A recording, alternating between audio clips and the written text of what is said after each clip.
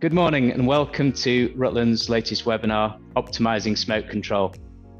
The aim of this webinar is to raise awareness of the dangers of smoke within buildings and to optimise or meet and exceed mandatory requirements. We'd like to thank all the participants today for joining, and here are the learning objectives for today's webinar. To know the current standards and recommendations within building regulations, to understand smoke testing methods, and to learn ways to overcome difficult installations of fire and smoke doors, for example, uneven floor levels. Also to gain a knowledge of the extensive work going on behind the scenes to mitigate smoke risk. The content of this webinar is the opinions and views of the speakers and not to be taken as legal advice. Please use the Q&A function and we will try and answer these any questions if there's time. There will be a couple of polls during the webinar, so please have your keyboards ready. Our ultimate objective today is to increase life safety within buildings. Now, for those of you who are not familiar with Rutland door closers, you may be asking, what has smoke control got to do with door closers? Well, we'll answer that question during the webinar, but first of all, I'd like to introduce our panel. We're joined today by devoted campaigner for changing smoke control.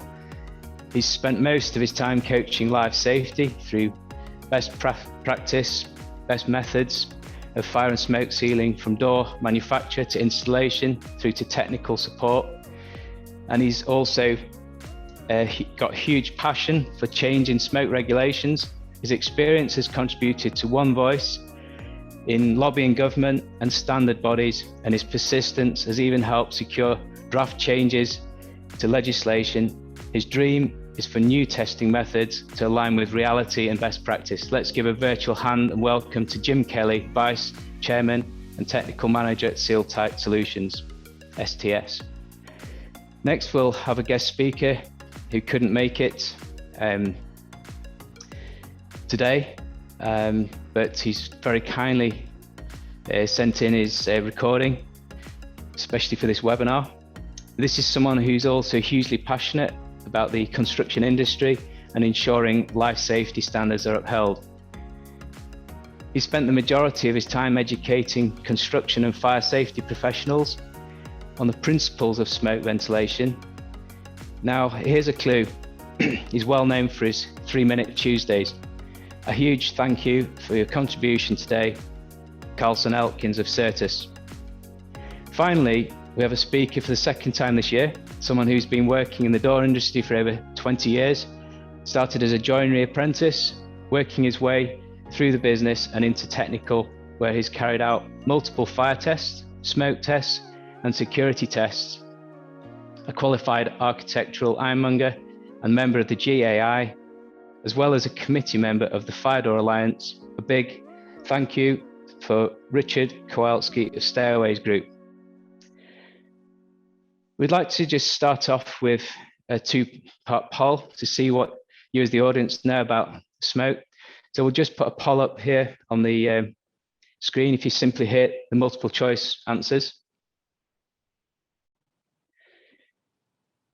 So this is a question on smoke within buildings can lead to, and there's multiple choice.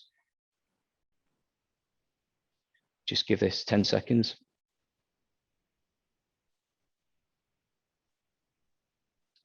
So the answers coming through. The correct answer is D, all of the above. So what percentage of deaths were as a result of smoke in Great Britain during 2019 to 2020? We'll have another poll on that.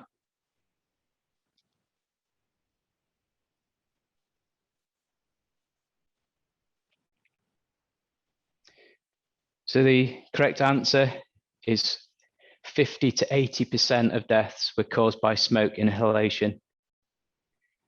So staggering percentage. I can see from the results that it's widely known, and in the case of interior fires, smoke and toxic gases do actually kill more people than flames.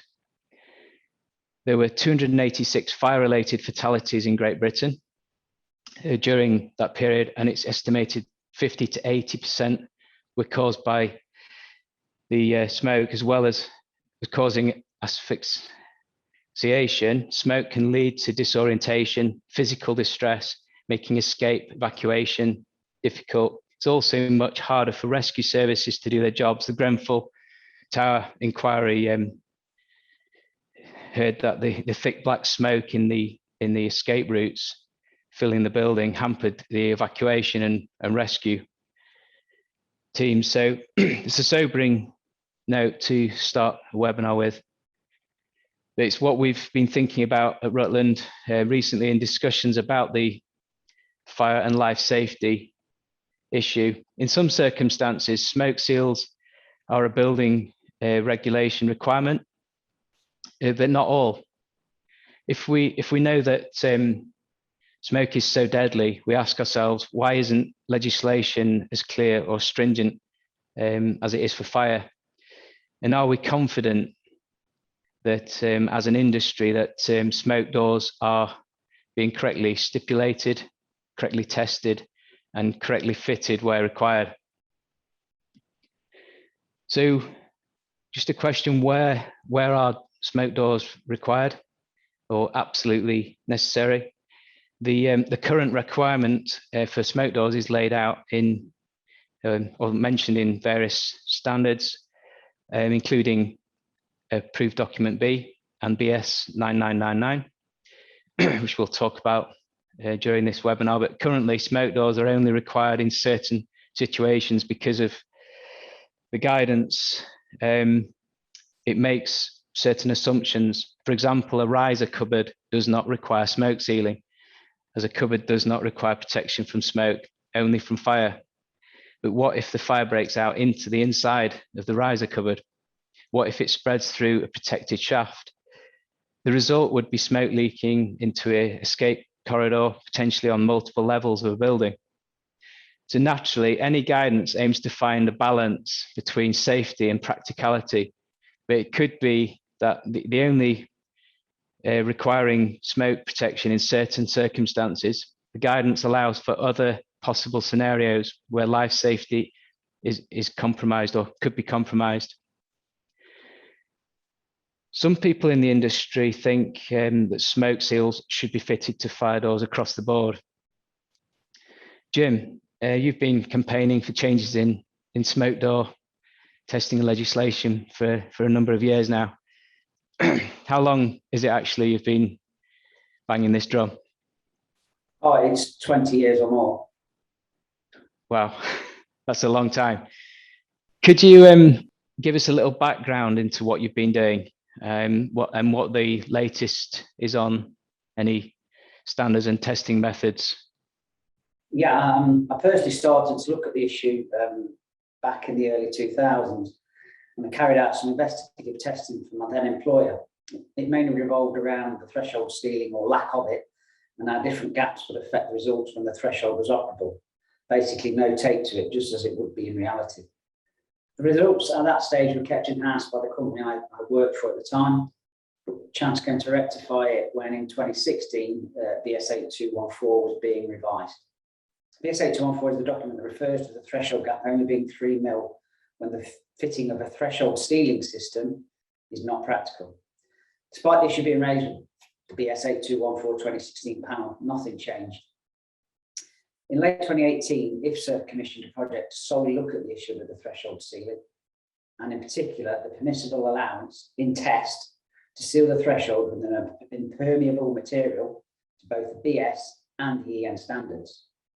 The subsequent reference in other documentation to meet a 3 mil gap in the real world was A, impractical to build, and B, nonsense, considering the door had generally not been tested like that, unless the guys commissioning the test had decided to seal the threshold and do a secondary test in that manner, which many of them have done.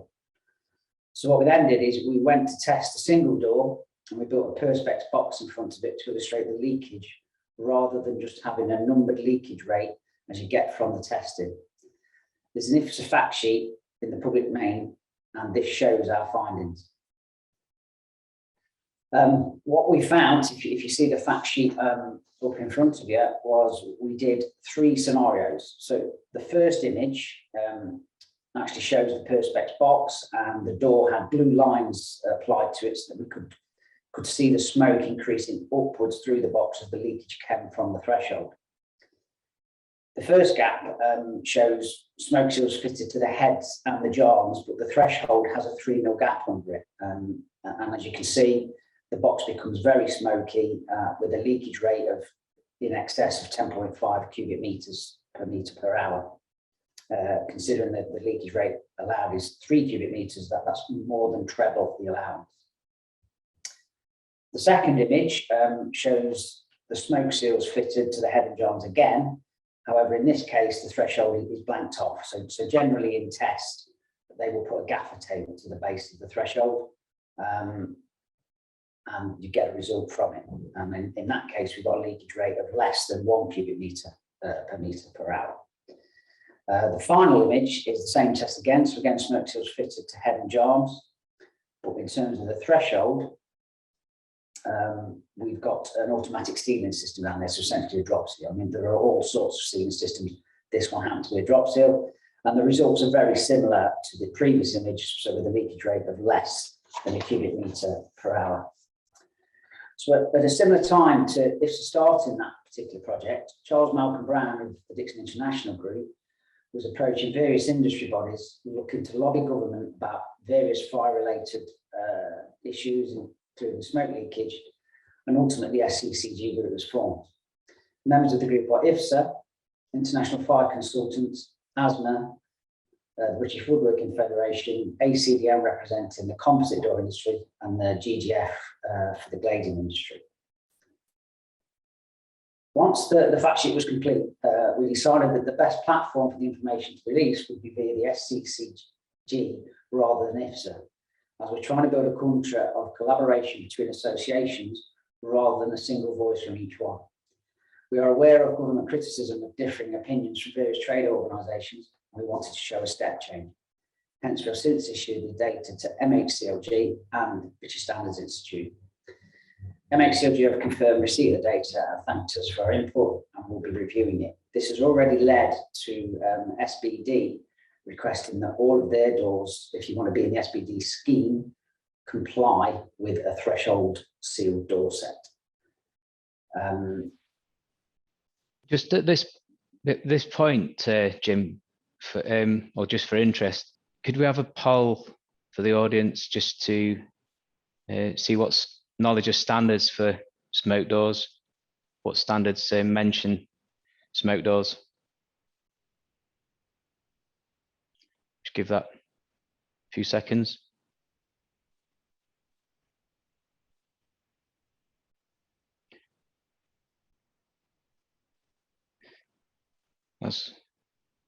That's good. Do you want to comment on that, Jim? Yeah, some good results there. What we can say is that since the smoke control consultation group issued the information to BSI, BSI have been active, and we believe the changes are, well, we're aware of changes that have been made to the current drafted BS 991, which is currently out for public comment. That document is actually linked to BS 9999 and also BS 8214. So ultimately, all 3 standards will have to be revised to take into consideration the new data. One of the members of the SCG, Kevin Underwood, who represents the British Woodworking Federation, is also the chair of the next BS 8214 update, so we have a good inroad there. We also are aware that once all the BS docs are updated, we hope that, well, we are aware that building regs.b will need to be updated in order to follow the revised guidance, because .b relates back to the relevant standards. That's a brilliant update from IFSA, Jim, and our thanks to all on the smoke group for what they're doing. Jim, what a lot of work going on. It's absolutely incredible. I think it's fantastic to the way the industry is responding, and as you say, with this step change to one voice. Anyone involved in that, big thank you. And these different sorts of conversations that are going on in the step change. I think there's a phrase Jill Kernick used in her book or in conversation that we're really looking for different sort of conversations around fire and smoke safety as a result of the catastrophes that have been. So it's good to just see what is all happening behind the scenes. Jim, before you tell us about smoke testing methods, we'll just have another final poll to see what our attendees know about smoke testing, what actually is the smoke test for fire doors.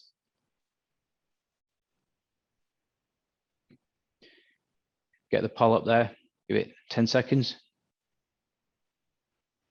It's good to have this interaction. Thank you everyone that's participating.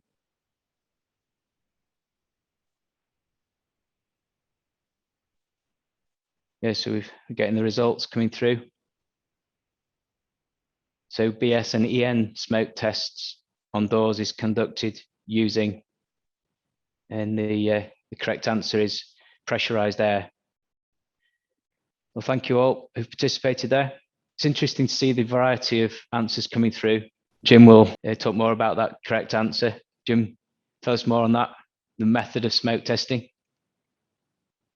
Yeah, I mean, there's a common scenario that people think that the smoke test is actually part of the fire test, which it isn't. It's a completely separate test in a completely separate rig. And there is no smoke involved whatsoever. It's merely an air leakage test. The smoke control criteria in the UK is 3 metre cubed of air loss per hour per linear metre to the head and arms only. And this is measured at 25 pascals of pressure. The test also allows for the threshold to be filled with an impermeable material, usually taped with gaffer tape. That's the normal. That's because it's assumed that no smoke will be emitted at the threshold because it's in the negative pressure region during a fire. So the correct answer to that poll question is that smoke leakage testing is an air test. There is no smoke involved at all. Both building regs and .B and various BS guidance docs, primarily BS 8214 for timber doors, advise that the rate should not exceed 3 cubic meters per meter per hour to jars and head only. There's no requirement in any document where meter styles of pairs are mentioned. The air chamber has both a positive and negative pressure applied to it in 2 different cycles of the test in order to recreate smoke leakage results from each side of the door. In other words, unlike a fire test, you don't have to physically have 2 doors operating in alternative directions. The way the chamber works is it can test it from both sides by applying positive and negative pressure. As the 47631-1 test was written way back in '83, the availability of threshold sealing systems we believe was limited at that time, if there was any available at all.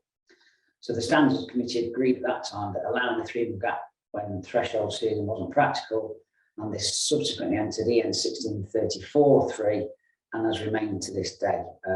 In testing smoke leakage doors over the last 20-25 years, I've never actually tested to 31.1 because the 1634-3 test has become more of the norm. And if you went to a test laboratory today, they wouldn't even ask you which standard you wanted to test to. You would more than likely end up testing to EN.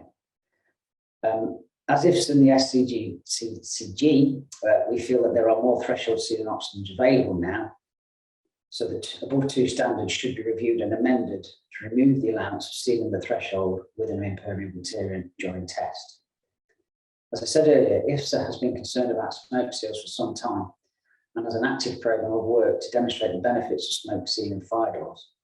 There is also the smoke control consultation group I mentioned, which is trying to coordinate parties with similar interests and trying to get better smoke protection.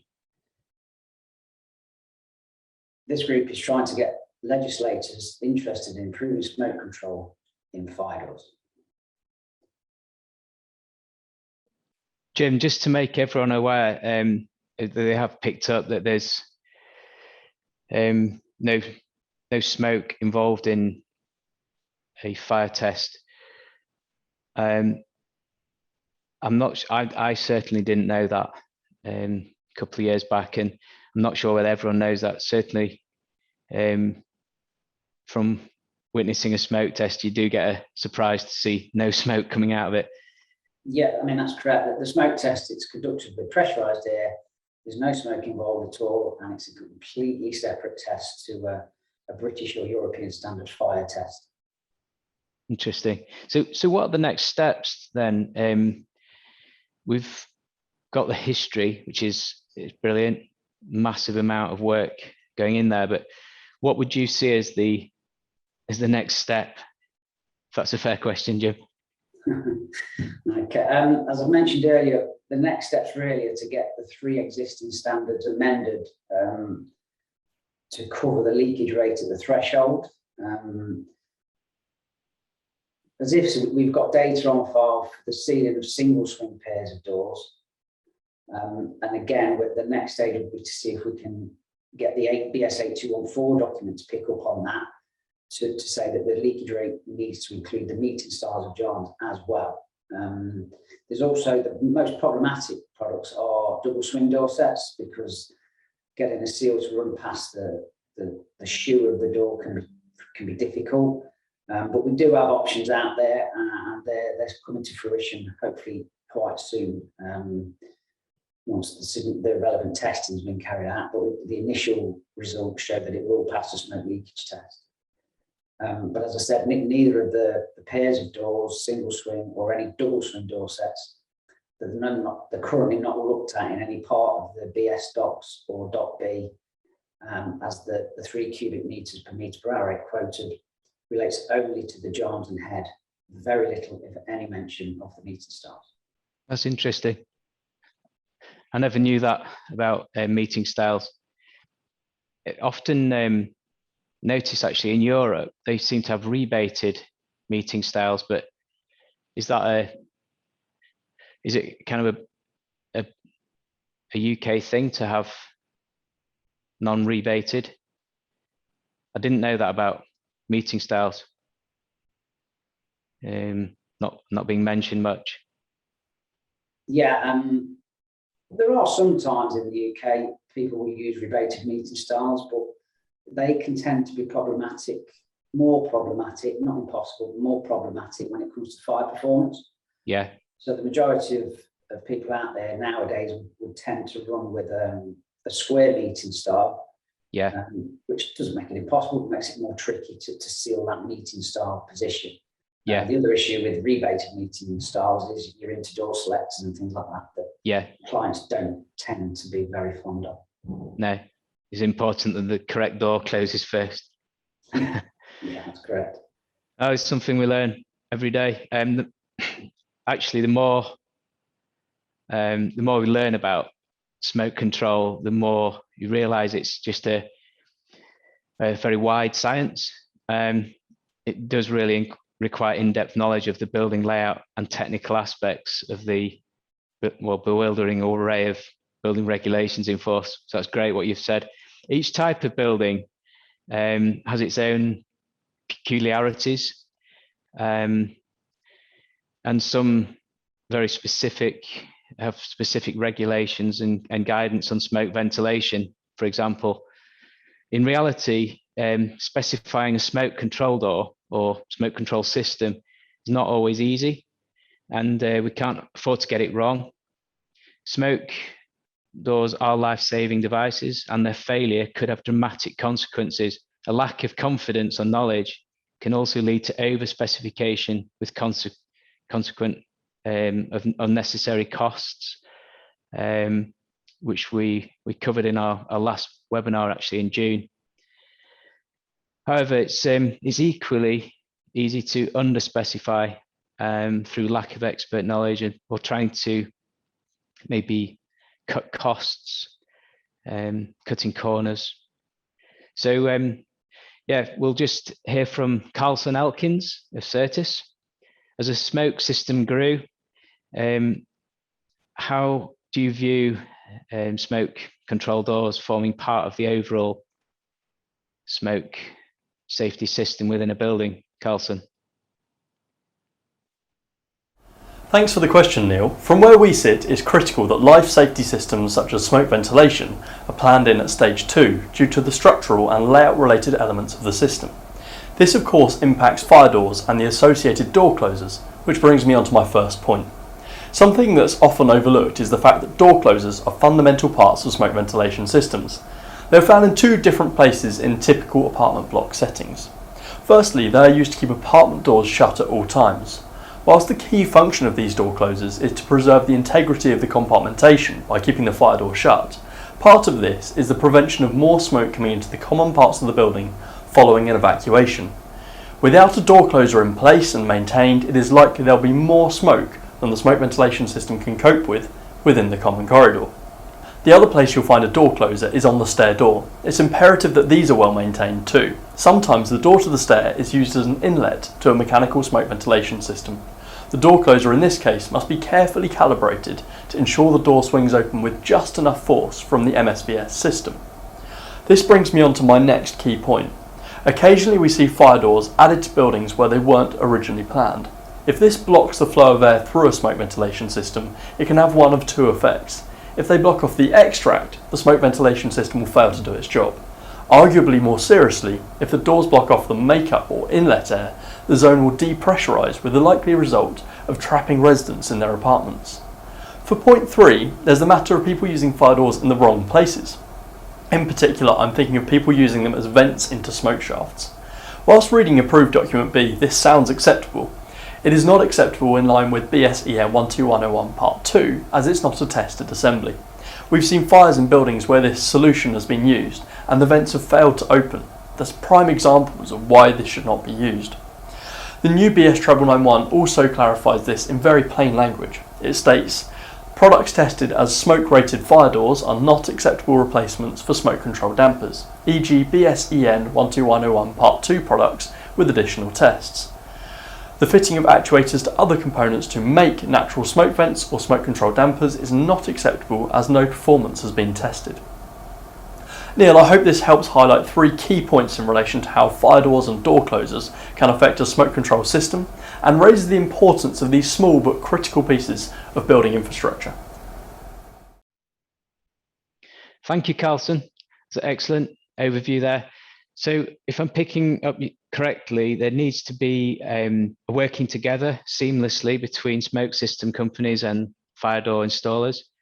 And I think, Richard, you could give us some real life examples, boots on the ground experiences of how to overcome some of these issues with fitting smoke doors. Yep. Hi, thank you, Neil. Hello, everybody. Some interesting things, some things that I didn't realise already that's come up, I think, so it's really useful, even for me. Every day's a school day, in my opinion. But the bottom edges of doors, gaps, is pretty much one of, in the top 2 or 3, I think, of potential site issues that I have and many of you guys probably have on site.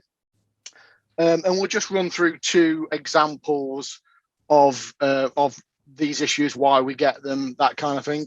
The first one is predominantly like a residential kind of potential issue.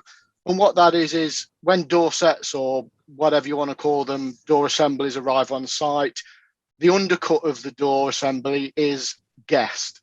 So the product will arrive on site with, like, for example, a 19mm undercut.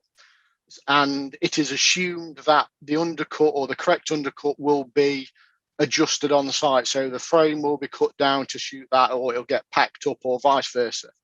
Unfortunately, what often happens is the product will arrive on site, it'll get fitted, painted, decorated, carpets are fitted, etc., vinyl, and then the threshold issue is only actually picked up at building control stage.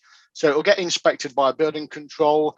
and we find that the threshold gap is too large. So if there's vinyl fitted, for example, you could end up with like a 12, 13 mil gap.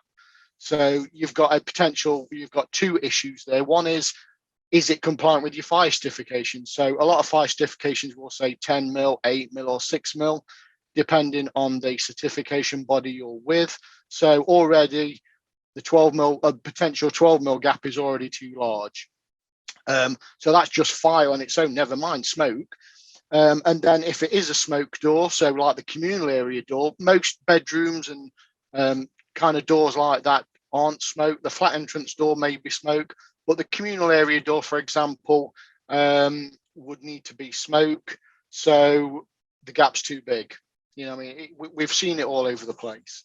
Another potential example, or another example, is a commercial kind of building, so a hospital or a school, where the floors are uneven. So say the floor slopes, or there's a bow in the floor or something like that.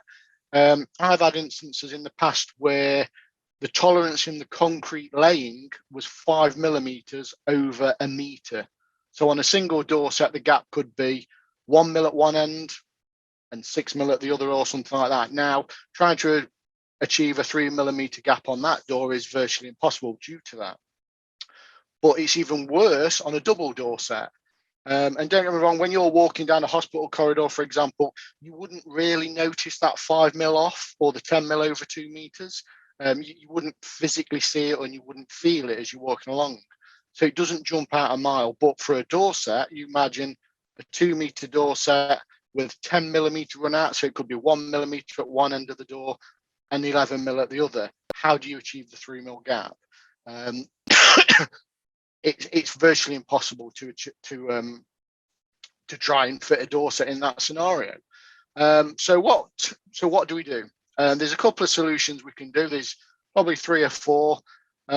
One is, what I would always advise we do is take care before we even get to the building control stage. What always seems to happen is it's only ever picked up when the building inspector comes round or building control comes round and they inspect the door. At that stage, it's really, really too late to start talking about the correct undercut, the wrong undercut, etc., etc. Because it's more costly to rectify the problem. You know, I mean, the product's already painted, the floor's already down. It's a week before handover. We've all been there, we've all experienced that issue. So let's try and solve it beforehand. One is the fitter. When the fitter comes to fit the door, if you are a fitter, make sure the floor is level and things like that. If you are a site management team, make sure the door's got the correct undercut before the building inspector comes around and just after the installer's installed it. Trust me, you'll thank me, because it will save a lot of aggro and a lot of cost up front. So solutions. Like you see in the picture, there are solutions. The easiest one is a drop-down seal. Before you start just going, oh, I'll solve it by putting a drop-down seal in the door, do some little simple checks. Can the door actually accommodate a recessed, like the one in the picture, a recessed drop seal? A lot of fire certificates will say which brand, which makes, which models can actually accept them. So double check that. It's all about the size a lot of the time is. So just double check that information. Just because a drop seal, you've used it on another door set, doesn't necessarily mean you can physically use it on every door set. So check that. Surface mounted drop seals are different because they are surface mounted. They are not really shown within fire certification. Also as well, with a drop seal, make sure it is smoke certificate. Double check with the supplier, has it been tested for smoke, or do you know it works for smoke, etc., etc. Just double check. Another option is to have 2 rubber blades in the bottom of the door and some kind of threshold seal. So this picture shows you an aluminium threshold. This is the kind of one you would have on a front door kind of thing.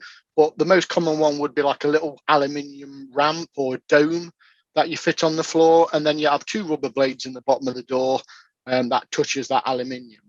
You've got to have the aluminium threshold. Otherwise, the rubber seal actually catches the floor and puts that horrible arc pattern in the carpet or the floor finish. So the rubber seals only touch the threshold when the door is actually closed. The problem with these kind of thresholds are If you're in a hospital environment, it acts like a speed bump in a hospital. So you're pushing a bed down a corridor. Every time you hit one of these thresholds, there's a little bump. So you're not going to do that in a hospital. You would generally fit one of these in a school environment or a commercial environment.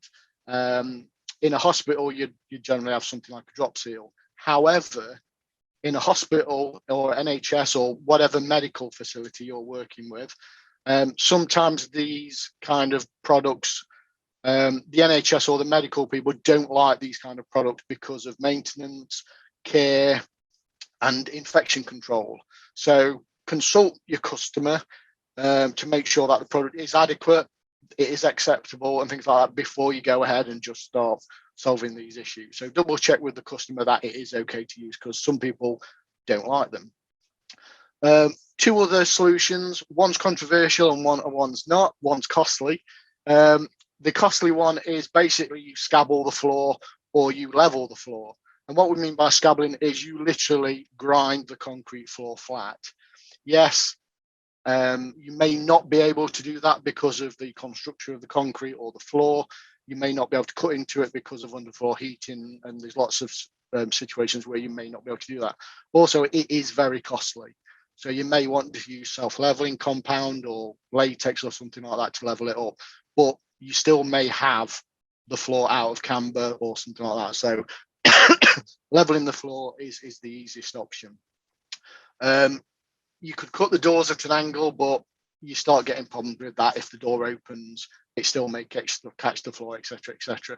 Also, as well, if you are cutting the doors, check the fire certification again, that it permits you to do that, and it permits you to cut the door down, etc., etc.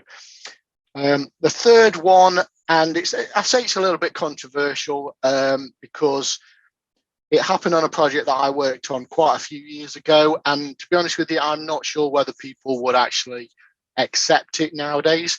And that is building control, the customer, the end user, whatever you want to call it, accepts a larger gap. So the door sealed on all three edges, so the jambs and the head, or the meeting stiles as well. And then the bottom threshold, you can't achieve the 3 mil, you can only achieve 5 because for whatever reason you've got, and it's impossible to achieve 3. So in the past, I've actually had building control say 5 mil is acceptable because we know 3 mil is impossible. However, if that is what you are doing, make sure you check that with building control and everybody's signing it off and everybody's happy with that. If you are that person signing it off and you're a bit, I'm not sure, it's your opinion, you know what I mean? It's your choice. If you're not happy with that, don't get forced to do it. It's your opinion. Go with what it says in the building regulations, okay? There are solutions out there, like I say, drop seals or we level the floor. Same again, these things are costly to resolve, but try and catch it early on. If you catch it early on, then it isn't as costly as it is catching it very, very late on in the project. Just spend that little bit of time with the customer early on to solve the issue. Okay, thank you very much. Thanks for that, Richard. This is one of the points we've taken up with MHCOG and the BSI. The gap permitted for smoke leakage is 3 millimetres if you don't incorporate the use of the threshold sealant system.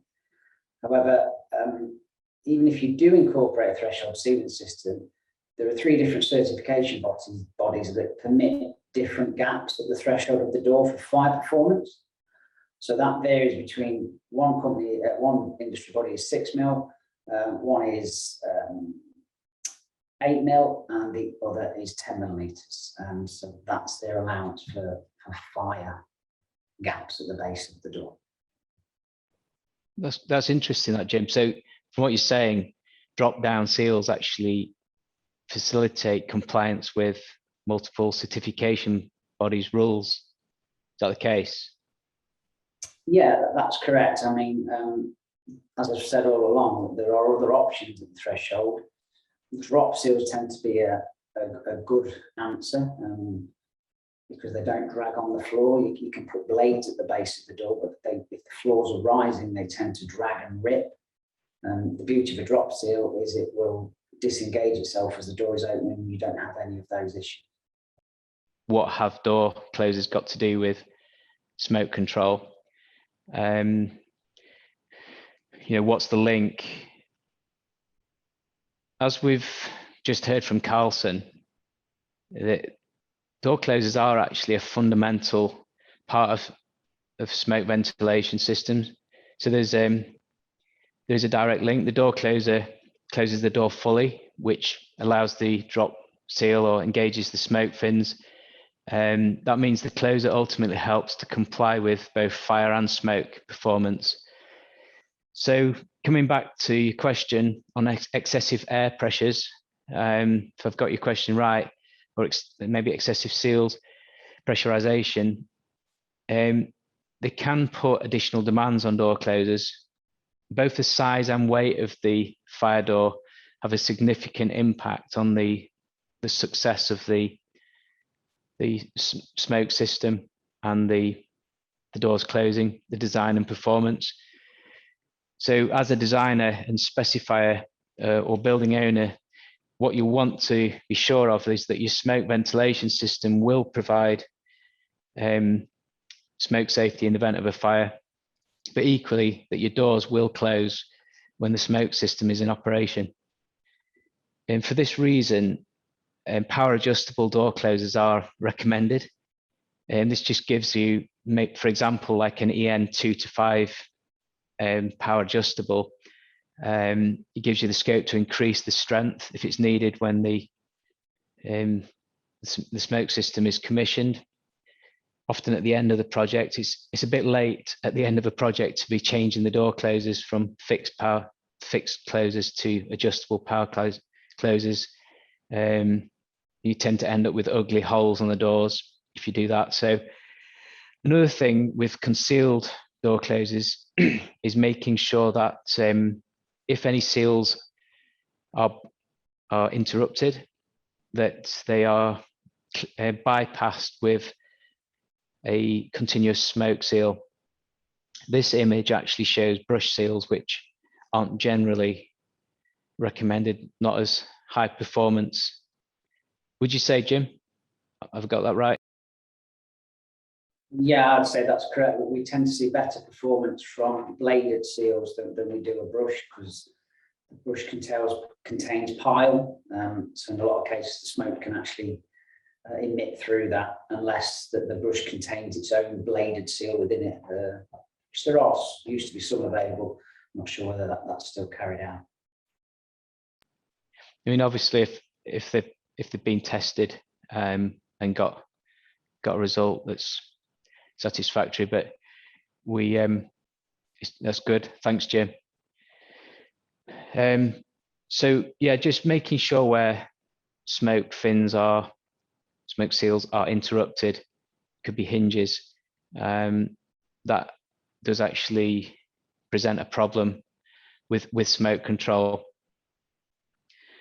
So as you can see, that in the rebate on this slide, there's a continuous white coloured smoke and acoustic seal added.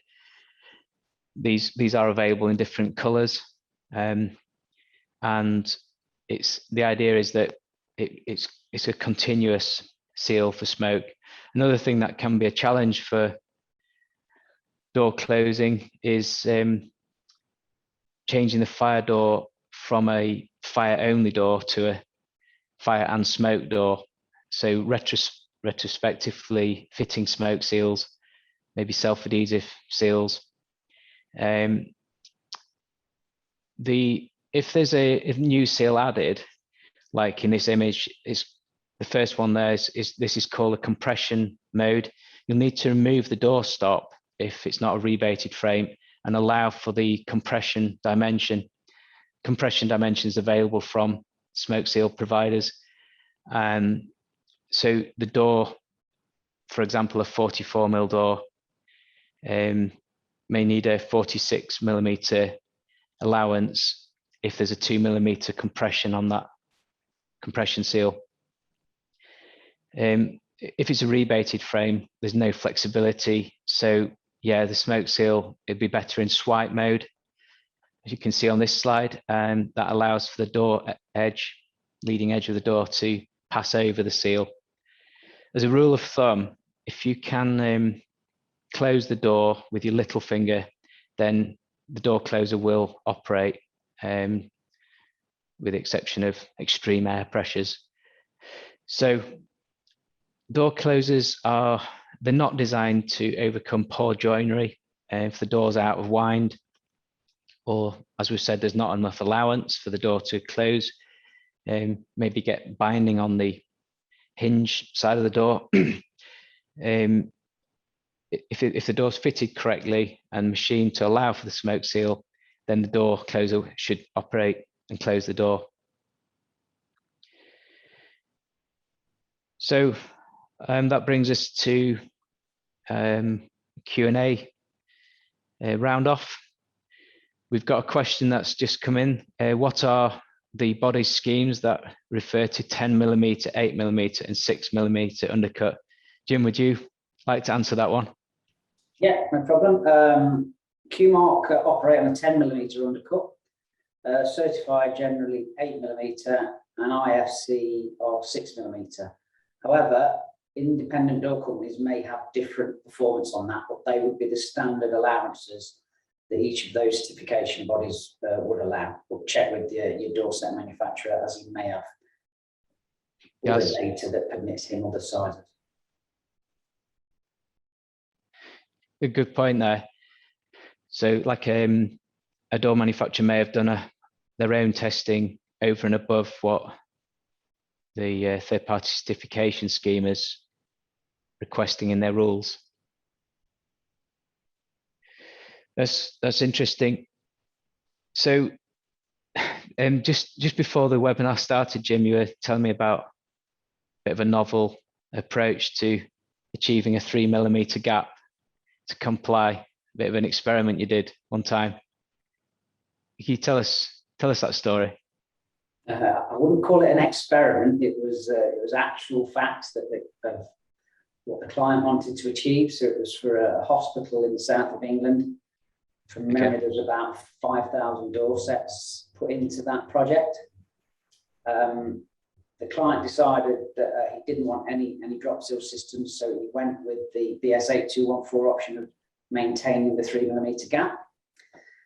In order for that to happen, because we as a door set manufacturer can't guarantee the level of the floor, and as we know, the floor guys have greater tolerance than the door set manufacturer.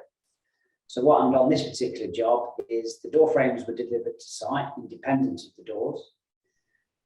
Across the opening, because the 3mm gap is only relevant to the doors when they're in the closed position. It doesn't, once they open, it doesn't matter what that gap becomes. So what this contractor decided to do was put the door frames in. He then leveled the floor surface at the point of closing, and he then applied a gradient to the floor in the arc of opening. So if it was a single swing door, the floor would fall away as the door would open, so that you had no problems with the door binding on the floor. And if it was a double swing, same scenario, but you had a ramp up each way, so it was a double bevel. We then had to come back, remeasure those openings to suit every door. So each door then became independently made to suit that opening to maintain the 3mm gap. It worked, and we did it, but I'm aware that purely in terms of cost for the door set manufacturer, it was a six-figure sum, and that doesn't include what the floor guy will have charged for his return visits to do what he had to do, because he couldn't carry on and complete his works. It would have been return visits to do that. Now, when you consider buildings like this, you know, that they're run by government, essentially, they're a public building, so the money that goes into doing those things, it's public money, and it's significant. So yes, it's possible to maintain the 3mm gap, but it can carry a huge cost. It's crazy as well. It would imagine hospitals with these ramps everywhere, like graded floors at each double set of doors. To be fair, you didn't really feel it in the floors because we walked around it afterwards. It was but you had to ensure that the floor fell away, because the problem you've got is once the door starts to open, because that gap is so small. Yeah. The door generally hits the floor. That's why people have used bladed seals in the bottoms of doors, but the minute it hits that ramp, it rips them out. Yeah. It just doesn't last. Just doesn't last. So a drop-down seal actually is beneficial from longevity as well, because it's all very well passing a smoke test today, but will it be effective tomorrow after it's had that 50,000 cycles? Or yeah, I mean, as part of third-party certification for smoke sealing, you have to run a door through 100,000 cycles anyway. Right. So you have to test your door with brand new seals, and then you cycle it for 100,000 cycles, and then you test the same door set again to give you the third-party certification. Yeah, that's good. It's good to have these controls in place. Well, that brings us to the end of the webinar today. What a fantastic discussion. It's really great to be talking about this issue of optimizing smoke control and what we've learned today. Jim, Richard, did you want to add anything and share any key takeaways from the session? Key takeaways are similar to what Richard also said. Make sure you get your undercuts agreed before you make anything. That's the first thing. And the other thing is that, change is going to come, that there's conversations that we're having with government, with the BSI. We've already mentioned and seen that if you're in this SBD scheme from June 2022, they're demanding that if you want to be part of their scheme, you're covered for fire, security, and now smoke leakage. And that smoke leakage will include a non-taped threshold, so an operable door.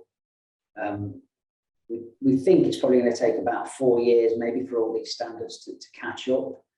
But it is coming. That they can't. The fact that they've updated the first one, which is treble 91, the other two, as we mentioned, 9999 and 8214, that they follow on together. So ultimately, they will change.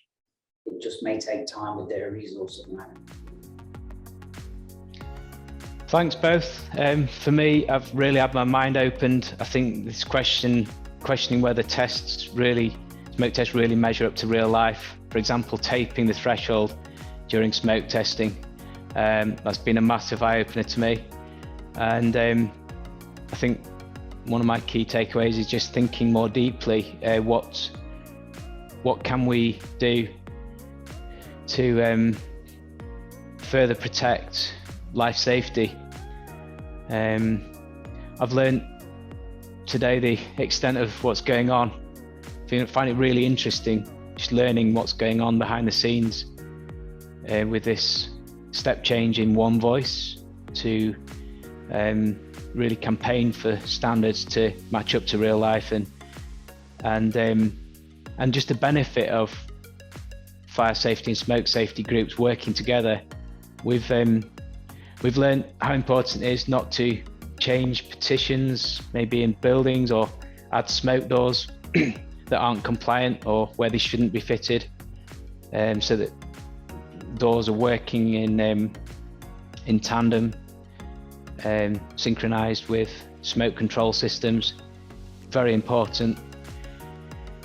And I think we've also learned some ideas on how to overcome everyday challenges for installers, and methods that are compliant but actually work. So again, really informative and relevant webinar today. Thank you so much, Jim, Richard, Carlson, for what you've contributed. It's just to drop in a little shout. Our next webinar will be mid-December. Watch this space, and we thank you again for joining us today. Enjoy the rest of your day, and thank you very much.